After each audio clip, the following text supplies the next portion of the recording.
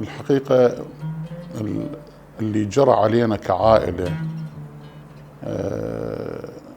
يعني جزء من العوائل اللي شملها التهجير.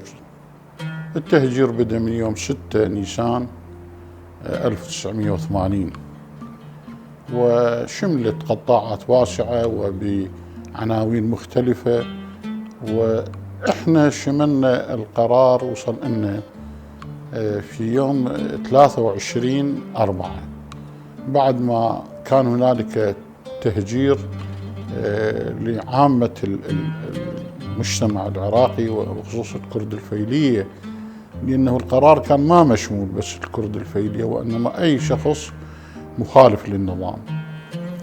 فبعد ما خفت التهجيرات بدأوا يهجرون. اجت قرار انه بالتجار، والدي كان تاجر بالكوت، تاجر طعام، فاخذوهم الغرفة التجارة من المحلات. واحنا يعني بيومها انا كنت يعني اليوم الاول اللي قبل طلاب الاعدادية بالشهر الرابع، نهاية الشهر الرابع يطلعون حتى يقرون للامتحانات يتهيئون. فكان أول يوم أنه إحنا تركنا المدرسة ونقرأ ببيوتنا، فإجا الخبر أنه والدك أخذوه للأمن ويا التجار. فإحنا رحنا للمحل حتى نلملم اللي محل والدي كان كبير جدا ومحل مال طعام بالسوق. رحنا لملمنا الغراض وهيئنا بعض غراض البيت. بعد عرفنا أنه جانا التهجير، مع العلم احنا نمتلك كل المستمسكات العراقية، الشهادة الجنسية ودفتر خدمة كان عندنا، وكنا طلاب بالإعدادية موقعين الدفتر سنتين. يعني ماكو فد مستمسك من المستمسكات اللي للفرد العراقي احنا ما عندنا، فكل المستمسكات موجودة عندنا. بس هو بعد قرار البعث وقرار صدام ما يعني ما عنده لا رحمة ولا شفقة.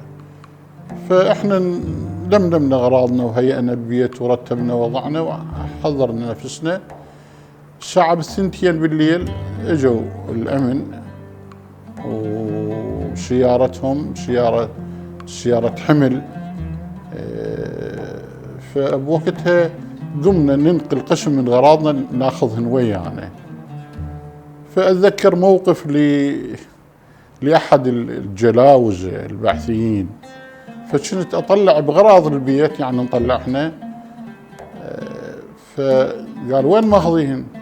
قلنا أغراضنا نريد نسافرون ناخذ اللي نقدر عليه يعني، ولا هو البيت كامل وعامر يعني من كل النواحي.